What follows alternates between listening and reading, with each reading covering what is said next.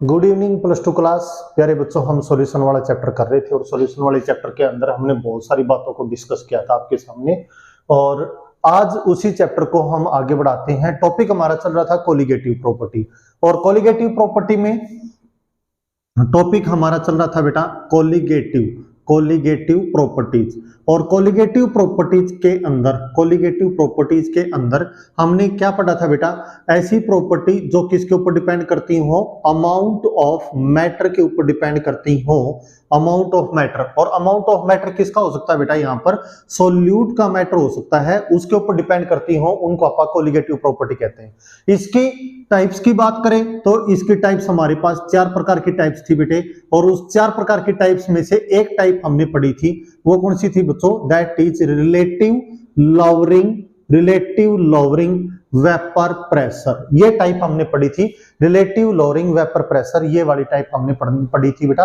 आज हम इसे आगे चलते हैं और इसे आगे पढ़ते हुए बेटा अपने टॉपिक को आगे बढ़ाते हैं। तो प्यारे बच्चों देखिए भाई, आगे टॉपिक जो दूसरी टाइप्स है बेटा हमारे पास, that is elevation of boiling point बेटा। ठीक है, elevation of boiling point.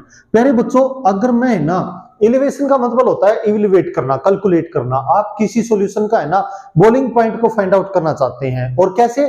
Through the colligative property. अब देखिए पॉइंट ये है कि हम है ना, कोलिगेटिव प्रॉपर्टी क्या डेफिनेशन देती है? कोलिगेटिव प्रॉपर्टी कहती है जो अमाउंट ऑफ मैटर के ऊपर डिपेंड करे। अमाउंट ऑफ मैटर किसका? सोल्यूट का। तो सोल्यूट के अंदर उसकी अमाउंट मापना, एक प्रकार से बॉइलिंग पॉइंट मापना, ये भी अमाउंट है। उसका मेल्टिंग पॉइंट मापना, ये भी अमाउंट है। उसका फ्रीजिंग पॉइंट निकालना, ये भी अमाउंट है। उसमें कंसंट्रेशन फाइंड आउट करना, ये भी अमाउंट है। इसका मतलब ये जो एलिवेशन ऑफ बॉइलिंग पॉइंट है ना, इसमें जो बॉइलिंग पॉइंट हम निकालने जा रहे हैं, ये भी कहीं ना कहीं उसके अमाउंट्स को माप रहे हैं। किसकी? उस सॉल्यूशन के अंदर सोल्यूट की। ठीक है, तो ये अमाउंट ऑफ सोल्यूट, इसलिए ये कोलिगेटिव प्रॉपर्टी में बिलोंग करते हैं। अब बॉइलिंग पॉइंट क्या होता है? देखिए बेटे, boiling point of any liquid. अगर मैं किसी भी लिक्विड का क्या देखना चाहता हूं? बॉइलिंग पॉइंट देखना चाहता हूं। कहां पर भाई बच्चों? एट ए पार्टिकुलर टेम्परेचर, किसी भी पार्टिकुलर टेम्परेचर के ऊपर। ठीक है, अगर मैं बॉइलिंग पॉइंट देखना चाहता हूं, किसका बेटा? किसी भी लिक्विड का। कहां पर देखना चाहता हूं? एक पार्टिकुलर टेम्परेचर पर। बॉइलिंग पॉइंट जहां बॉयल हो जाता है, ठीक है, जहां उसका फेज चेंज होता है, लिक्विड से वेपर्स में जा रहा है, और वहां पर उस लिक्विड का आप एक पार्टिकुलर टेम्परेचर पर क्या देखना चाहते हैं? पार्टिकुलर टेम्परेचर का मीनिंग मैंने बताया था बच्चों, फिर याद दिलाता हूं।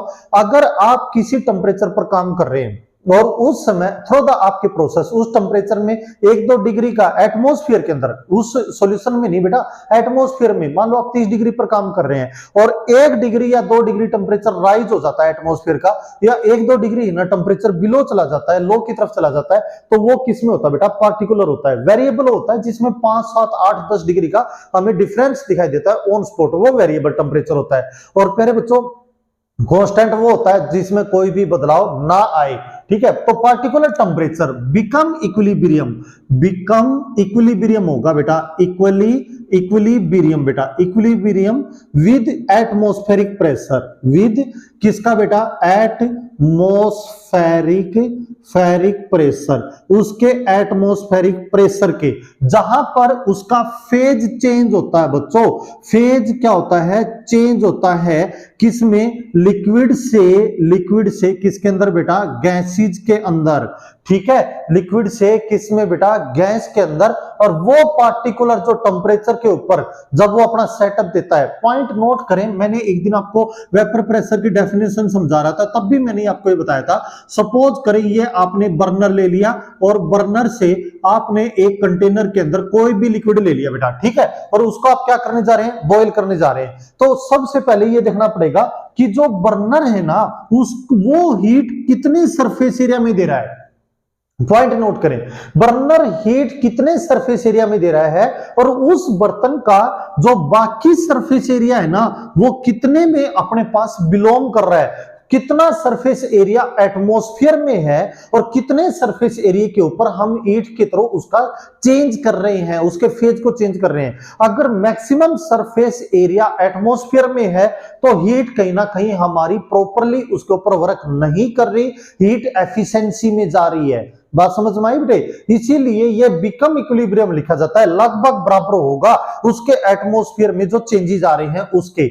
इसी वजह से अगर मैं इसका ग्राफ बनाने की कोशिश करूं तो ग्राफ में मेरे को और ज्यादा बात क्लियर होती है। सपोज करें आपने ये क्या ले लिया बेटा, यहां पर ले लिया वेपर प्रेशर और यहां पर ले लिया वो टेम्परेचर जहां पर आप काम करने जा रहे हैं। तो आपको क्या देखने को मिला, सपोज करो स्टार्टिंग में लिक्विड का, ये लिक्विड का पॉइंट मान लेते हैं, स्टार्टिंग में लिक्विड का इतना टेम्परेचर था और हमारे बर्तन का ये टेम्परेचर था, दोनों में थोड़ा सा फर्क था, थोड़ी हीट एफिशिएंसी थी। तो आपने बर्तन को गर्म करना स्टार्ट किया तो ऑब्वियसली लिक्विड भी गर्म होता जाएगा। लिक्विड एक जगह जाकर के मान लो इस पॉइंट पर जाकर के वो किस में बदल गया बेटा, वेपर्स में बदल गया। तो आप बर्तन को भी वहीं तक ही गर्म करेंगे, उससे आगे तो करेंगे नहीं बेटा। तो एक जो कर्व बन रही है ना, ये है वेपर प्रेशर ऑफ किसकी बेटा, ये तो लिक्विड की है भाई, ठीक है। और ये किसकी है, वेपर प्रेशर ऑफ किसकी बेटा, एटमॉस्फेयर की है, ठीक है। इनके बीच में कुछ हीट एफिशिएंसी चल रही है जिसकी वजह से हमें ये फर्क देखने को मिला। अगर मैं कहीं से भी एक परपेंडिकुलर ड्रा कर दूं और एक परपेंडिकुलर इनके यहां पर ड्रा कर दूं तो एक पॉइंट हमारे पास हो जाएगा TB, T for temperature, B for boiling point, यानी कि उस लिक्विड का हम बॉइलिंग पॉइंट का टेम्परेचर माप रहे हैं, और एक हमारे पास हो जाएगा टी नोट बी। तो आप ये बताएं चेंज इन टेम्परेचर हमारे पास क्या होगा, चेंज इन टेम्परेचर वो हमारे पास क्या होगा, टी नोट बी में से टीबी को घटा देंगे बेटा। इन दोनों के बीच में हीट एफिशिएंसी कितनी चली, कितना टेम्परेचर का डिफरेंस रहा, तो हम सब्ट्रैक्ट करेंगे तो क्या आ जाएगा, डेल्टा ऑफ टीबी। तो ये कहता है according to that is elevation of boiling point. अगर मैं बॉइलिंग पॉइंट की बात को सुनूं तो क्या कहता है, जो डेल्टा ऑफ टीबी है ना वो डायरेक्टली प्रोपोर्शनल है बेटा किसके, एम के। स्मॉल एम क्या है, यहां पर स्मॉल जो एम है वो मोलेलिटी है। अब बात ये आती है कि सॉल्यूशन की तो हमने बहुत सारी कंसंट्रेशन पढ़ी थी, molality, normality, molality, equivalent weight. तो यहां पर मोलेलिटी का ही सॉल्यूशन क्यों लिया, क्योंकि बच्चों बाकी जितने सॉल्यूशन हैं वो 1 लीटर में डिसॉल्व किए जाते हैं और 1 लीटर कभी भी एक्यूरेसी नहीं दिखाता, वो 100 ग्राम हो, सॉरी वो 1000 ग्राम नहीं होता, बट मोलेलिटी ना हमेशा 1000 ग्राम में बिलोंग करती है। इसीलिए हम यहां पर मोलेलिटी एक्यूरेसी दिखाती है, यहां पर हम मोलेलिटी लेके चलते हैं। अच्छा भाई, इस निशान को हटाएंगे तो यहां पर क्या लगाएंगे बेटा, कांस्टेंट। तो डायरेक्टली के निशान को हटा दिया तो क्या लग गया बेटा, कांस्टेंट। क्या लगा दिया, Kb इंटू में m। Kb कौन है, दैट इज एलिवेशन कांस्टेंट। कौन होता है बच्चों हमारे पास, एलिवेशन कांस्टेंट, ठीक है। कौन होता है Kb, एलिवेशन कांस्टेंट। आगे कहता है कंडीशन देखिए भाई बच्चों, इफ अगर मैं मोलेलिटी 1 ले लूं, मोलेलिटी स्मॉल एम की वैल्यू क्या ले ली, 1 ले ली, तो तब क्या होगा, जो डेल्टा ऑफ टीबी होगा वो किसके बराबर हो जाएगा बेटा, केबी के बराबर हो गया। हु इज केबी, केबी कौन है, एलिवेशन कांस्टेंट। एलिवेशन कांस्टेंट को अगर आपने डिफाइन करना है तो वो डेल्टा टीबी के बराबर आ रहा है, और डेल्टा टीबी कौन है, डेल्टा फॉर चेंज बता रहा है। तो it is the change in temperature of किसका, एलिवेशन ऑफ बॉइलिंग पॉइंट का। डेल्टा टीबी किसको बता रहा है, ये चेंज इन टेम्परेचर है ऑफ किसका, एलिवेशन ऑफ बॉइलिंग पॉइंट का, व्हेन मोलेलिटी इज 1 यूनिट, जब उसकी मोलेलिटी 1 यूनिट के बराबर है तो डेल्टा टीबी हमारा किसके बराबर आ रहा है, केबी के बराबर आ रहा है। अगर मैं आगे कहूं, ये बात कहूं कि भाई बट जो मोलेलिटी है ना, मोलेलिटी वो हमारे पास किसके बराबर है बेटा, W2 divide by M2 into में 1000 बाई में कौन है, W1। अगर ये वैल्यू मैं यहां पर पुट करूं, यहां पर, तो मेरे पास न्यूमेरिकल फॉर्मूला बन जाएगा हमारा, क्या बन जाएगा, डेल्टा ऑफ टीबी किसके बराबर आ जाएगा, केबी इंटू में W2 divide by M2 into 1000 by में क्या आ जाएगा, W1। ये हमारे पास चेंज इन टेम्परेचर आ गया, जिससे हम उसकी क्या निकाल सकते हैं, वैल्यू, न्यूमेरिकल वैल्यूज बेटा। अब देखें अननोन क्वांटिटी कितनी है, चेंज इन टेम्परेचर है, केबी है, केबी तो चलो कांस्टेंट होता है, वो हमें उस जो भी हमें न्यूमेरिकल करना होगा उसमें केबी की वैल्यू हमें गिवन मिलेगी। Weight weight of solute, M2 molecular mass of solute, और W1 कौन है, ये हमारे पास वेट ऑफ कौन है, सोलवेंट। अगर मेरे को यहां अननोन क्वांटिटी अगर मैं देखूं 1 2 3 4 5, जिसमें से एक कांस्टेंट है, तो 4 रह गई। 4 में से हमारी स्टेटमेंट में हमें 3 देखने को मिलेंगी और एक हम वहां से क्या कर सकते हैं, फाइंड आउट कर सकते हैं। तो प्यारे बच्चों, इस तरीके से हम किसको निकालते हैं बेटा, एलिवेशन ऑफ बॉइलिंग पॉइंट को। बहुत इंपॉर्टेंट प्रॉपर्टी है, आप इसको स्क्रीनशॉट लें फटाफट। इसके बाद है बच्चों हमारे पास बेटा इसी का दूसरा पार्ट बनता है, इसी का ही एक और टाइप है इसी की, और उस टाइप को और हम डिस्कस करेंगे आपके सामने। उस टाइप का नाम है प्यारे बच्चों, तीसरी जो प्रॉपर्टी है वो है that is depression of freezing point, of freezing. कौन है बेटा, freezing point, dispersion of freezing point.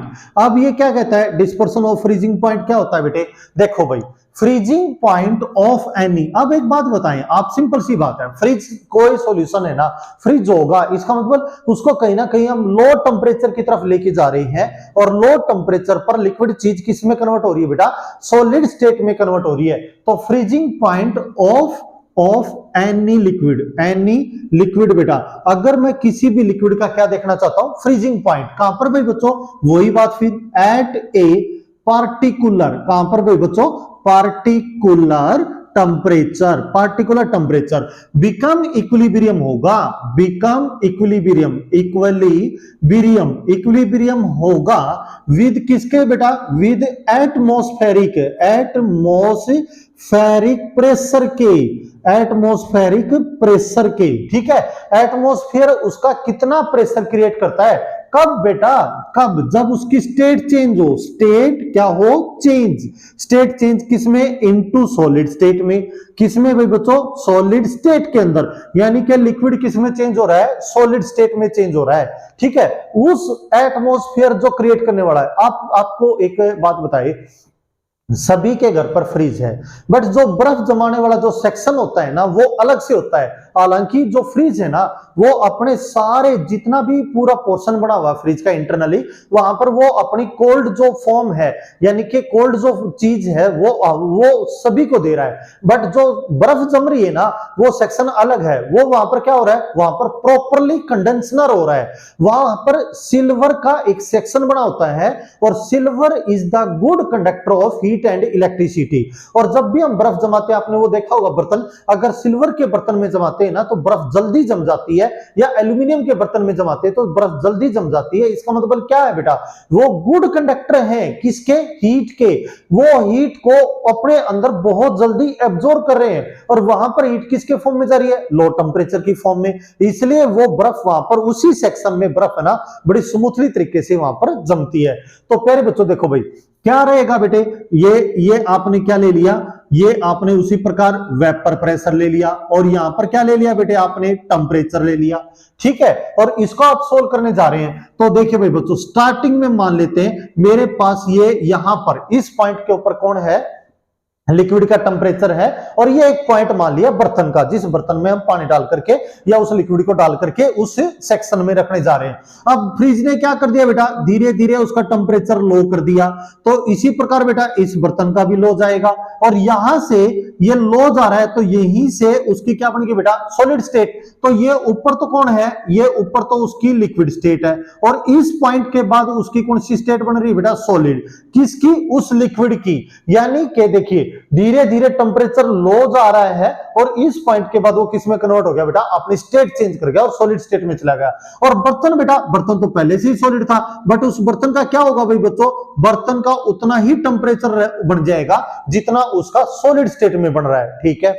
यहां से हम क्या करेंगे, एक परपेंडिकुलर ड्रा कर दिया, और एक परपेंडिकुलर ड्रा बेटा टेम्परेचर की स्केल पर कर देते हैं। तो ये वाला जो पॉइंट है ना, ये कौन बन गया, TF, और ये वाला पॉइंट बेटा T0F। इसका मतलब कौन है, देखो T for temperature, F for freezing point, ठीक है। और T0F बेटा वो एटमोस्फियर कौन क्रिएट कर रहा है बेटा, उसका एटमोस्फियर कौन क्रिएट कर रहा है, वो बर्तन, जिस बर्तन के अंदर आप उस लिक्विड को सॉलिड स्टेट में कन्वर्ट करने जा रहे हैं। हालांकि बर्तन का सिर्फ टेम्परेचर चेंज हो रहा है, वो लो टेम्परेचर पर, और बर्तन में कोई बदलाव आपको देखने को नहीं मिलेगा। तो यूं बताओ बच्चों, चेंज इन टेम्परेचर क्या होगा, चेंज इन टेम्परेचर बताइए क्या होगा, टी नॉट एफ माइनस में टी एफ, तो वो किसके बराबर हो जाएगा बेटा, डेल्टा ऑफ टी एफ के बराबर हो जाएगा, डेल्टा ऑफ टी एफ के। अब according to that is depression of freezing point, अगर मैं फ्रीजिंग पॉइंट की बात करूं तो जो चेंज इन टेम्परेचर है ना वो डायरेक्टली प्रोपोर्शनल टू, यहां पर भी किसके रहेगा बेटा, मोलेलिटी के। स्मॉल एम किसको रिप्रेजेंट कर रहा है बेटा, स्मॉल एम अपने पास मोलेलिटी, ठीक है, किसको रिप्रेजेंट कर रहा है बेटा, मोलेलिटी को। और इस निशान को हटाएंगे तो यहां पर क्या लगा देंगे बेटा, कांस्टेंट, दैट इज के एफ इंटू में एम, एंड हु इज के एफ बेटा, के एफ हमारे पास दैट इज डिस्पर्सिव कांस्टेंट बेटा, इसको क्या कहते हैं अपन, डिस्पर्सिव कांस्टेंट।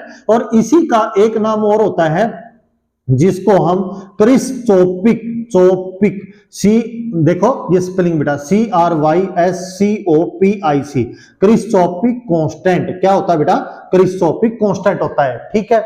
अगर मैं ये कह दूं, इफ वही कंडीशन हम लगा देते हैं, m की वैल्यू मान लेते हैं 1, मोलेलिटी को 1 यूनिट ले लेते हैं, तो डेल्टा ऑफ टी एफ हमारा किसके बराबर आ जाएगा बेटा, के एफ के बराबर आ गया। अब के एफ को डिफाइन करना है तो डेल्टा टी एफ को डिफाइन कर दो, ठीक है। अब के एफ को डिफाइन करना तो डेल्टा टी एफ, के एफ कौन है, क्रिस्टोपिक कांस्टेंट।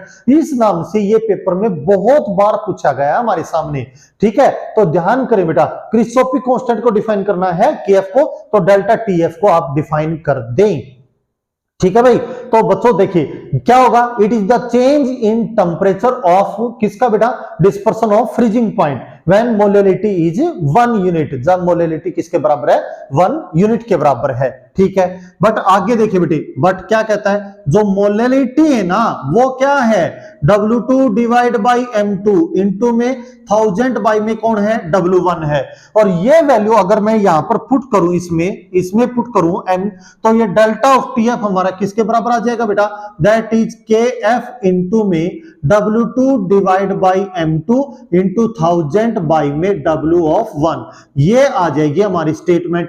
ये फाइनल फॉर्मूला आ गया बेटा, जिससे हम उसका क्या सोल्व करेंगे, न्यूमेरिकल्स को सोल्व करेंगे। प्यारे बच्चों, सॉल्यूशन एक ऐसा यूनिट है जिसमें एवरी टॉपिक, उसमें कहीं ना कहीं मैथमेटिकली टर्म इंक्लूड होती हैं, और उस मैथमेटिकली टर्म से है ना बेटा न्यूमेरिकल सोल्व, जहां मैथमेटिकली टर्म आएगी तो ऑब्वियसली बेटा न्यूमेरिकल वैल्यू को हम सोल्व करेंगे, ठीक है। तो ये बच्चों हमने समझना है, बड़े आसान है ये दोनों की दोनों टाइप्स बेटा, एक दूसरे से रिलेटेड है। एक में वेपर प्रेशर कन्वर्ट कर रहे हैं, टेम्परेचर राइज कर रहे हैं, और एक में टेम्परेचर को लो की तरफ लेके जा रहे हैं, उसको सॉलिड स्टेट में कन्वर्ट कर रहे हैं। फटाफट आप स्क्रीनशॉट लें। अच्छा भाई, अब देखो बेटा जी, आगे हमारे पास क्या कहता है बेटा, इसकी फोर्थ टाइप, सबसे इंपॉर्टेंट जो टाइप है वो है बेटा इसकी फोर्थ। और फोर्थ टाइप के अंदर हमारे पास काफी सारी जो छोटी छोटी बातें होती हैं वो हमारे से पूछी जाती हैं, ठीक है। तो फोर्थ टाइप का नाम है प्यारे बच्चों, दैट इज ओस्मोसिस। क्या नाम है बेटा, ओस्मोसिस, ठीक है भाई। क्या नाम है बच्चों, ओस्मोसिस बेटा। ओस्मोसिस क्या होता है, द फ्लो ऑफ सोलवेंट, ठीक है। किसका बेटा, सोलवेंट का फ्लो होना, द फ्लो ऑफ सोलवेंट, किसमें से, इनटू द सॉल्यूशन, किसमें से भाई बच्चों, सॉल्यूशन में से, ठीक है। The flow of solvent into the solution, किसके through semi permeable membranes, MEBRANCE membranes बेटा, ठीक है। प्यारे बच्चों क्या कहता है, ये बहुत इंपॉर्टेंट बातें हैं, और इसके ऊपर है ना आज हम डेली लाइफ के अंदर बहुत सारी चीजें इस टॉपिक के ऊपर हम डेली लाइफ में यूज कर रहे हैं। क्या है बेटे, सिंपल सा एग्जांपल बताता हूं। मोस्ट ऑफ घरों में चाय पी जाती है, और जो चाय बनाई जाती है एक छलनी की सहायता से चाय के लिक्विड को अलग कर लेते हैं, और जो चाय पत्ती वगैरह होती है उसको हम छलनी की सहायता से अलग कर देते हैं। ऑब्वियसली बेटा चाय के लिक्विड में चाय का लिक्विड ज्यादा होगा बेटा, तो चाय का जो लिक्विड ज्यादा है वो कौन है, सोलवेंट है। हमने छलनी की सहायता से उसको क्या कर दिया, अलग कर दिया, किसमें से, सॉल्यूशन में से। पूरी यूनिट में हम बार बार काम सॉल्यूट के ऊपर करते आए बेटा, बट ओनली वन डेफिनेशन है जो किसके ऊपर काम करवाती है, सॉल्वेंट के ऊपर काम करवाती है। पूरी यूनिट में सॉल्यूट के ऊपर काम करते हैं, बट ओनली वन डेफिनेशन है जो किसके ऊपर काम करवाती है, सॉल्वेंट के ऊपर काम करवाती है। यहां पर मैंने क्या ले लिया बेटे, देखे भाई, यहां पर ये ले लिया और ये क्या लगा दिया, ये मैंने सेमी परमेबल मेम्ब्रेन्स, यहां पर क्या ले लिया बच्चों, दैट इज सॉल्यूशन। ठीक है भाई, ये सॉल्यूशन ले लिया बेटा, यहां पर ये सॉल्यूशन ले लिया हमने इसके अंदर, यहां सॉल्यूशन। ठीक है, ये सॉल्यूशन, और इस सेमी परमेबल से हमने किसको अलग कर दिया बेटा, सॉल्वेंट को। ये कौन है हमारे पास, सेमी परमेबल मेम्ब्रेन्स। ठीक है बेटा, ये कौन है, सेमी परमेबल मेम्ब्रेन्स है, यानी कि ये छलनी का काम कर रही है। प्यारे बच्चों, इसका जब है ना एटमॉस्फेयर में यूज करने लगे, तो जहां बड़े बड़े शहर हैं, जहां पानी की सप्लाई प्रॉपरली नहीं होती, वहां पर वाटर सीवरेज के पानी को दोबारा से डिस्पोजल करके, उसको फिल्ट्रेट करके और पीने लायक बना करके और उस शहर के लोगों को वापस सप्लाई किया जाता है। और ये सारा काम कौन करता है बेटा, ओस्मोसिस करता है। अरे अब है ना, हम घरों में, मोस्ट ऑफ घरों में आरओ सिस्टम लगा रखे हैं हमने। आरओ सिस्टम भी क्या करता है बेटा, उस पानी के अंदर जो इंप्योरिटीज हैं उनको वो फिल्ट्रेट कर देता है और पानी को शुद्ध बना करके सॉल्वेंट पार्टिकल को आगे फ्लो कर देता है और इंप्योरिटीज को अपने पास रख लेता है। ये जो सारी फिनोमिना है ना, ये क्या कहलाती है बच्चों, हमारे पास ओस्मोसिस कहलाती है। क्या कहलाती है बेटा, ओस्मोसिस कहलाती है। ठीक है भाई, अब अगर मैं इसके ऊपर काम किया, मान लो मैंने क्या काम करना हो, अगली डेफिनेशन हमें समझाएगी। ओस्मोटिक, क्या है बेटा, ओस्मोटिक प्रेशर। क्या है हमारे पास, ओस्मोटिक प्रेशर। ओस्मोटिक प्रेशर क्या होता है, externally pressure applied on the solution. ठीक है, हाँ भाई, आपने एक्स्ट्रा प्रेशर अप्लाई किया है किसके ऊपर, सॉल्यूशन के लिए। अरे क्या काम करना चाहते हैं, टू जस्ट स्टॉप, बिल्कुल रोकना चाहते हैं किसको बेटा, फ्लो ऑफ सॉल्वेंट, जो सॉल्वेंट फ्लो हो रहा था ना, किसमें से, सॉल्यूशन में से, उसको हम प्रॉपरली रोकना चाहते हैं। और उस चीज को रोकने के लिए जो एक्स्ट्रा प्रेशर उसके ऊपर लगाया जाता है सॉल्यूशन के ऊपर, ताकि जो सॉल्वेंट है ना उसको रोका जा सके, उस एक्सटर्नल प्रेशर का नाम क्या होता है, ओस्मोटिक प्रेशर होता है। क्या नाम होता है बेटा, ओस्मोटिक प्रेशर होता है। अच्छा भाई, इसको किससे रिप्रेजेंट करते हैं, it is represented by pi और पी। बहुत सारी बुकों में पाई से या पी से इसको रिप्रेजेंट किया जाता है। दो ही सिंबलों का यूज किया जाता है, या तो पाई का यूज करते हैं और या फिर पी का यूज करते हैं। अगर मैं इसके फैक्टर की बात करूं, ये किन किन बातों पर डिपेंड करेगा, तो फैक्टर बेटा पहला कहता है पाई इज डायरेक्टली प्रोपोर्शनल रहेगा सी के। सी कौन है, सी हमारे पास कंसंट्रेशन है बेटा, कंसंट्रेशन ऑफ सॉल्यूशन। कैसे फाइंड आउट करते हैं बेटा, मोल पर लीटर N/V, ऐसे फाइंड आउट करते हैं। ठीक है, सी, इसका मतलब हमें पहले यह डिस्कस करना पड़ेगा कि जो सॉल्यूशन का करैक्टर है, जो उसका बिहेवियर है, उसकी कंसंट्रेशन वो कैसी है और वो कैसे काम कर रही है। बात समझ में आई बेटा, तब भी उसके ऊपर हम क्या लगा सकते हैं, प्रेशर अप्लाई कर सकते हैं। दूसरा कहता है जो प्रेशर है ना, जो ऑस्मोटिक प्रेशर है, वो किसके ऊपर डिपेंड करेगा बेटा, टी के ऊपर। टी कौन है बेटा, टेम्परेचर। अरे बच्चों, मैंने आपको पहले भी बताया था, temperature is directly proportional to किसका होता है बेटा, काइनेटिक एनर्जी के। अब टेम्परेचर अगर बना रहेगा तो पार्टिकलों की काइनेटिक एनर्जी यानी कि उनमें मोमेंटम बना रहेगा, और मोमेंटम बना रहेगा तब भी हम बड़े इजीली तरीके से उसके ऊपर क्या लगा सकते हैं, प्रेशर लगा सकते हैं, ताकि उसको रोक सकें। अगर मैं इनको कंपेयर करूं, अगर मैं इनको दोनों इक्वेशनों को कंपेयरिंग करूं, ये इक्वेशन नंबर हम फर्स्ट कह देते हैं, ये सेकंड कहते हैं, तो comparing equation first and equation second, तो क्या जाएगा, पाई इज डायरेक्टली टू किसका आ जाएगा, सी टी के। पाई इज डायरेक्टली किसका आ जाएगा, सी टी के। और इस निशान को हटाएंगे तो यहां पर क्या यूज करेंगे, कांस्टेंट। तो क्या आ जाएगा बच्चों, pi equal to R into में सी टी। बेटे जहां टेम्परेचर मेंटेन होता है ना, वहां पर गैस बढ़ती ही बढ़ती है, इसलिए आर यहां पर किसका काम कर रहा है बेटे, आर यहां पर गैस कांस्टेंट का काम कर रहा है। किसका बच्चों, गैस कांस्टेंट का काम कर रहा है। ठीक है। अगर ये हमारे पास क्या आ गया बेटा फाइनल रिजल्ट।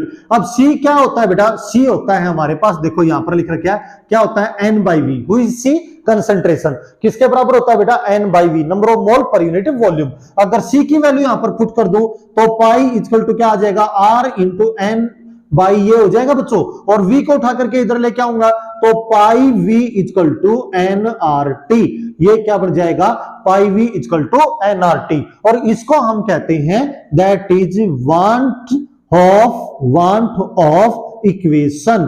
ठीक है बच्चों, अगर मैं यहां पर P लेता ना तो PV इक्वल टू एनआरटी दिखाई देता, बट बेटे वो आइडियल गैस इक्वेशन वो गैस के लिए है और ये लिक्विड के लिए है, ये हमें दी थी वांट साइंटिस्ट ने, इसलिए इसको वांट ऑफ इक्वेशन कहते हैं। बात समझ में आई प्यारे बच्चों। आज जो ये 3 मैंने टाइप्स करवाई है, फाइनल पेपर में हमें एक टाइप प्रॉपरली देखने को मिलती है, वो 2 नंबर की जरूर आएगी बच्चों, और इसको बेटा आपने बड़े ध्यान से करना है, बहुत इजी है, अगर थोड़ा सा समझ के करेंगे तो बड़े अच्छे तरीके से हो जाएगी। अब बच्चों इसमें थ्योरी का एक लेक्चर बचता है, वो एक लेक्चर करवा करके फिर बेटा इसके एनसीईआरटी क्वेश्चन 2 लेक्चर में एनसीईआरटी क्वेश्चनों के करवाऊंगा बच्चों, तब जाकर के सॉल्यूशन का चैप्टर हमारा कवर होगा। तो आज के लिए इतना ही बच्चों, खुश रहें, पढ़ते रहें, मेहनत करें बेटा।